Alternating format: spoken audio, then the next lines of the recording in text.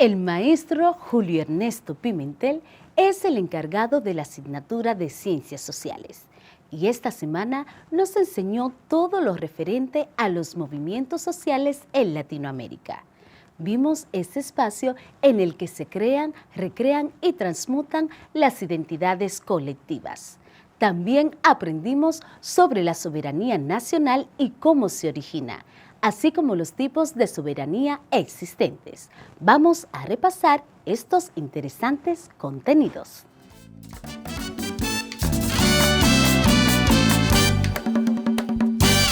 ¿Qué son los movimientos sociales?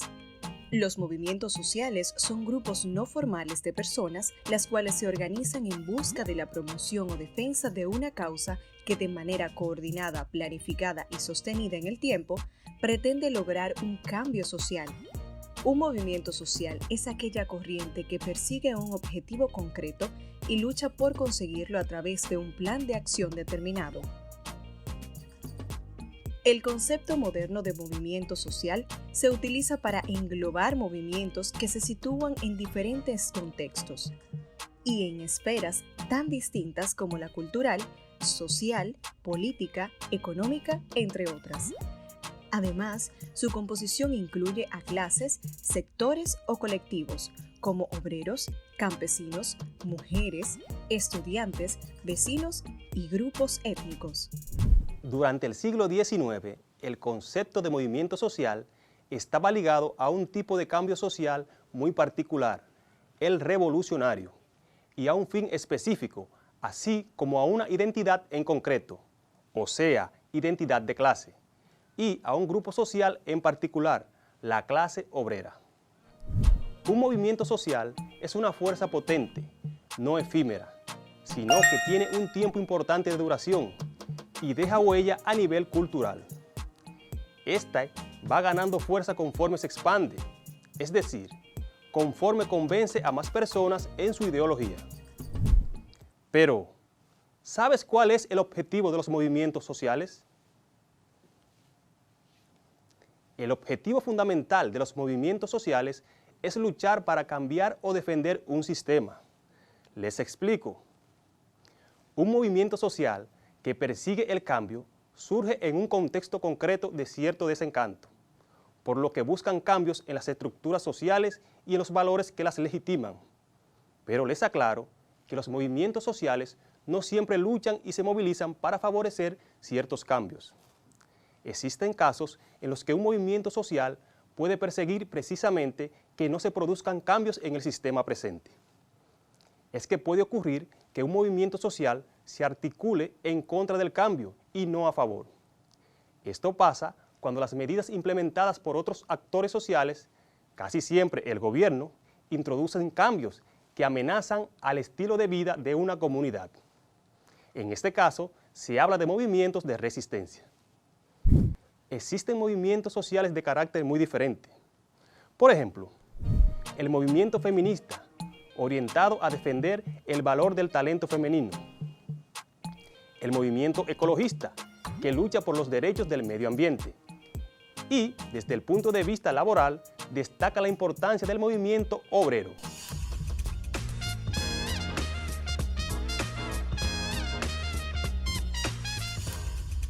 En términos generales, los movimientos sociales se caracterizan por los siguientes elementos. Surgen a partir de tensiones o conflictos estructurales en la sociedad. Sus integrantes comparten una identidad expresada en objetivos, ideas, creencias e intereses compartidos. Se articulan en torno al principio de solidaridad colectiva. Crean redes de interacción en la comunidad. Gozan de estabilidad organizativa. Por norma, su relación con el poder es conflictiva y sus intervenciones ocurren fuera del ámbito institucional. Por ello, se diferencian de partidos políticos, sindicatos, grupos de interés y grupos de presión. ¿Qué tal si ahora conocemos sobre el origen o causas de los movimientos sociales? Existen muchas teorías respecto del origen de los movimientos sociales.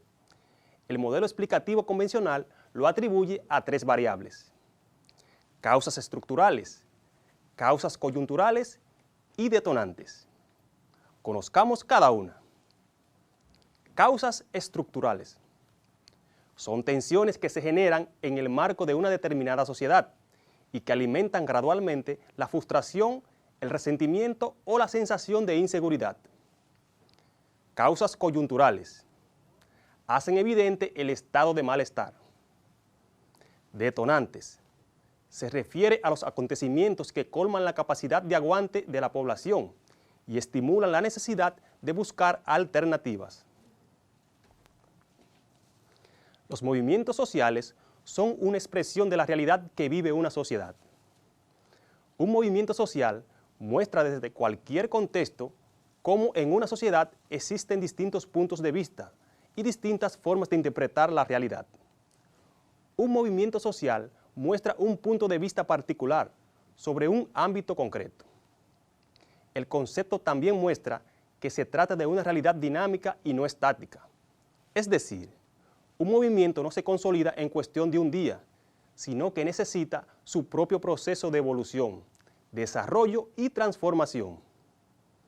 En los movimientos sociales juegan un papel muy importante los medios de comunicación alternativos, especialmente los de corte comunitario, como pequeñas televisoras locales, radios comunitarias, prensa local y, por supuesto, el Internet y las redes sociales, que permiten que cualquier persona se convierta en productor de contenido e información.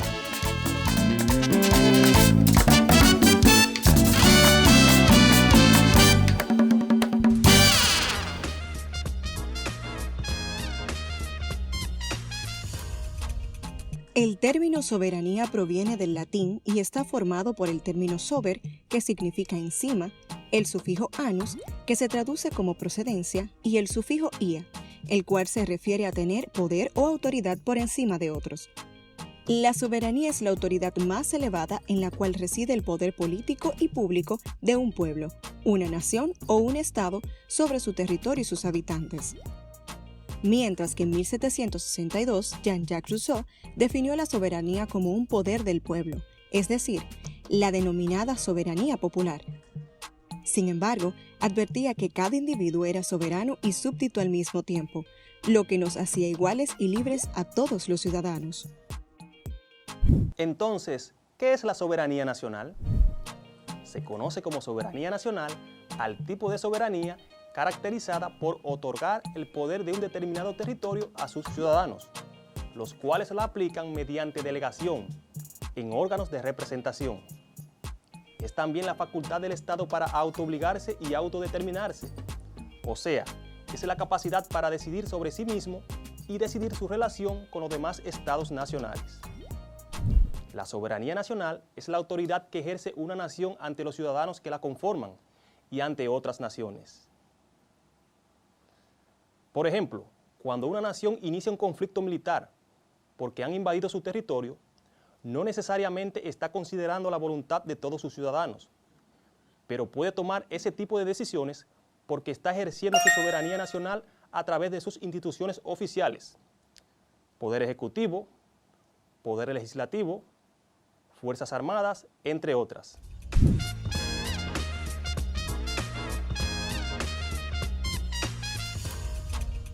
El origen de esta modalidad de soberanía nació debido a la revolución más importante que ha tenido la humanidad, la Revolución Francesa. Además, al avance exponencial de fenómenos como la apertura del sufragio en la ciudadanía, el crecimiento de la clase burguesa y la caída del antiguo régimen feudal. En ese sentido, los nuevos ideólogos liberales franceses e ingleses que establecieron este formato de gobierno pretendían repartir la capacidad de decisión en la totalidad de la nación, frente al antiguo poder concentrado en los antiguos reyes y señores nobles, buscando con esto que la voluntad del pueblo sea expresada mediante mayorías, siendo esta la directriz a seguir a la hora de tomar decisiones de carácter político, económico o social. Es que la soberanía nacional enfoca su objetivo en la nación, como agrupación de unos ciudadanos en un país, una especie de ente con derechos y libertades que comparten membresía en esta unidad, Debido a la gran dificultad para llevar a cabo el autogobierno por parte del pueblo, se hace imprescindible la constitución de diversas instituciones representativas que lleven a cabo esta tarea, garantizando así la necesaria administración de los estados. Los dirigentes que deberán representar al pueblo son elegidos mediante el voto o sufragio, que es el mecanismo que legitima a dichos dirigentes como autoridades, ya que la ciudadanía no puede tomar decisiones unilaterales. Por eso, el sufragio está vinculado al ejercicio democrático de una nación. Por ejemplo, cuando ésta usa el voto para elegir a sus alcaldes, diputados, senadores, gobernadores o al presidente de la nación. Hemos llegado al final de la clase del día de hoy, pero antes te exhorto a seguir indagando más acerca de la soberanía nacional. Antes de despedirme, te dejo con una frase célebre de Paulo Coelho, y cita: "La posibilidad de realizar un sueño es lo que hace que la vida sea interesante". Hoy aprendimos Ciencias Sociales con tu profesor Julio Pimentel. Hasta la próxima clase.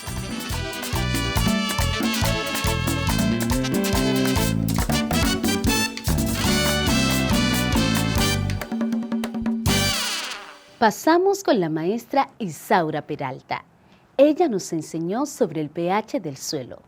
Conocimos cuáles son los tipos de suelos ideales para la agricultura y aprendimos sobre la formación de la tierra.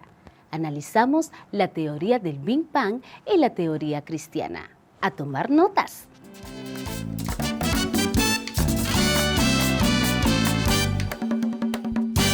¿Cómo están mis chicos? Espero que excelente y de buen ánimo para adquirir sus aprendizajes. Soy Isaura Peralta, su maestra de Ciencias de la Naturaleza. El tema para hoy es pH del suelo. ¿Les causa curiosidad saber qué significa pH? Una de las propiedades químicas del suelo es el pH. ¿Sabes qué significa pH del suelo? Es la concentración de iones de hidrógeno disueltos en el suelo. El pH indica qué tan ácido, neutro, básico o alcalino es el suelo. Las raíces de las plantas toman los nutrientes necesarios para su crecimiento y su desarrollo de las soluciones del suelo, por lo que es importante un pH equilibrado. ¿Y cómo sabemos si el suelo es neutro, ácido, básico o alcalino? Lo primero que debemos saber es que para medir estos parámetros existe una escala de pH que va de 0 a 14. Y el instrumento que se usa para medir el pH se llama pHímetro o potenciómetro, que es un sensor utilizado para medir el pH en una disolución. Cuando el sensor marca de 0 a 6.5, el pH es ácido. Si mide 7, la sustancia es neutra. De 7.5 a 14 es básico o alcalino. El pH es una de las propiedades más importantes del suelo, ya que interviene en la disponibilidad de los nutrientes. Controla muchas de las actividades químicas y biológicas que ocurren en el suelo y tiene influencia indirecta en el desarrollo de las plantas. El pH óptimo de los suelos agrícolas puede variar entre 6.5 y 7.5 para mayor productividad. ¿Cómo influye el tipo de pH sobre el suelo? Los suelos con pH neutro, o sea, 7, presentan porcentajes equilibrados y disponibilidad de micronutrientes y macronutrientes. Son ideales para que las plantas aprovechen sus nutrientes.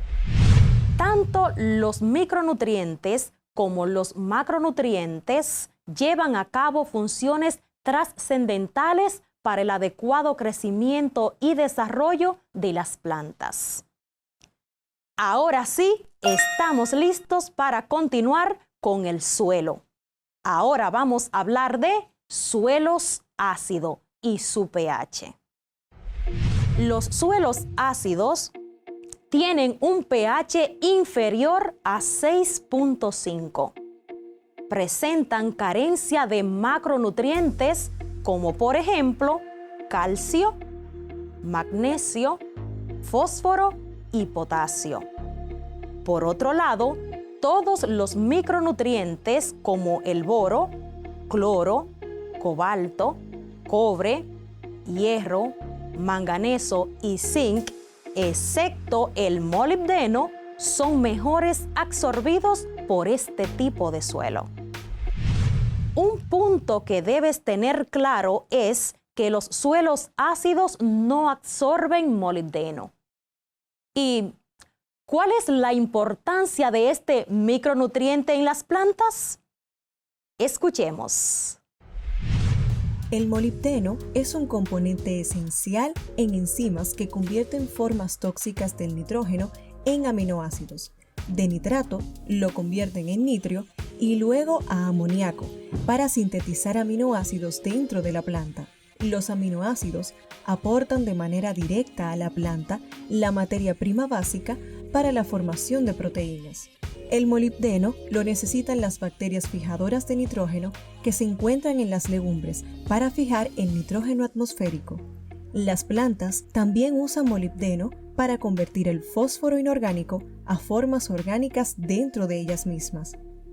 La deficiencia de molibdeno en las plantas se manifiesta en las hojas intermedias y en las más viejas, pero se propaga hacia el tallo y afecta a las hojas nuevas. Cuando hay mucha deficiencia de este nutriente, el crecimiento de la planta y la formación de flores están restringidos.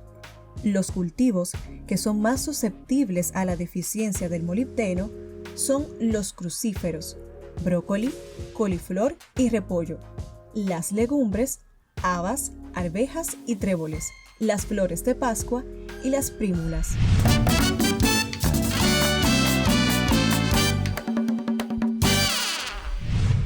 Continuamos conociendo la composición del suelo. Hoy con el tema fertilidad del suelo y erosión. Un suelo fértil y sano le provee a las plantas los nutrientes esenciales para crecer y desarrollarse.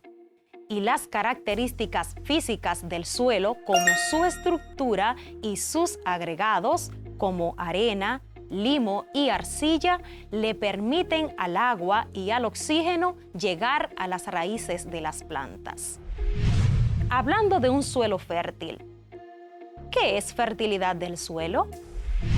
La fertilidad del suelo es la capacidad del suelo para proporcionar los nutrientes necesarios para el crecimiento y rendimiento de los cultivos.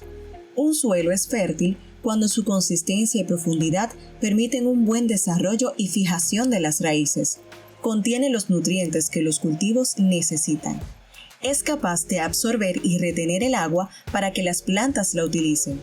Está suficientemente aireado y no contiene sustancias tóxicas.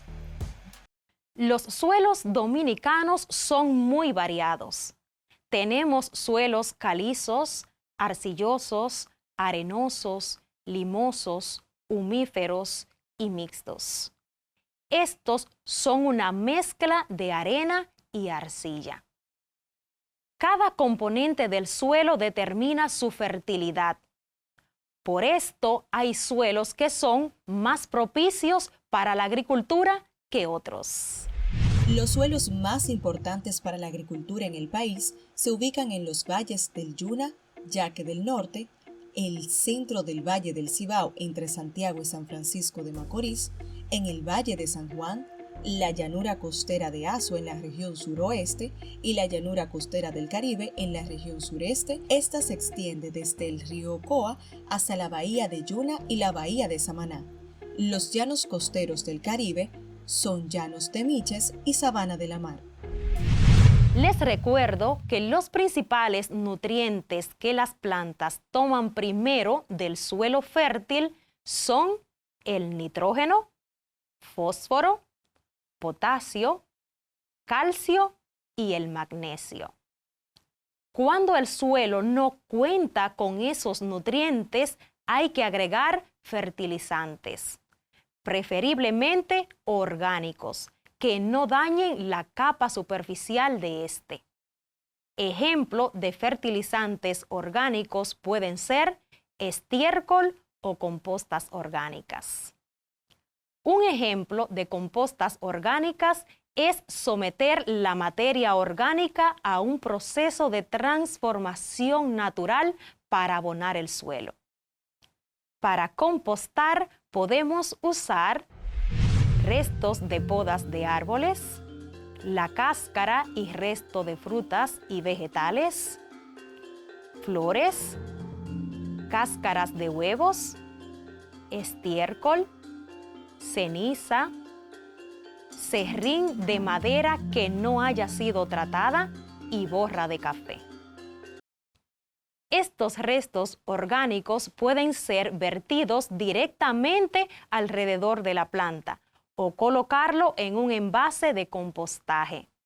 Luego del proceso de descomposición se separan los residuos sólidos de los líquidos y se esparcen con un rastrillo alrededor de la planta.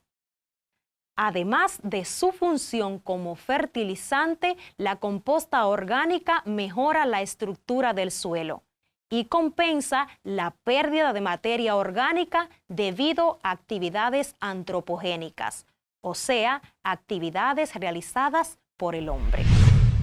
Hemos finalizado por hoy, no sin antes decirte que aprender a conocer tu entorno es estar en armonía con la naturaleza. Ha sido muy grato saber que estuviste ahí, atento a tus clases. Trabaja tu cuadernillo, cuídate y cuida de los demás mediante el lavado de manos y conservación del distanciamiento social. Gracias por acompañarme en una clase más de Ciencias de la Naturaleza. Hasta un próximo encuentro.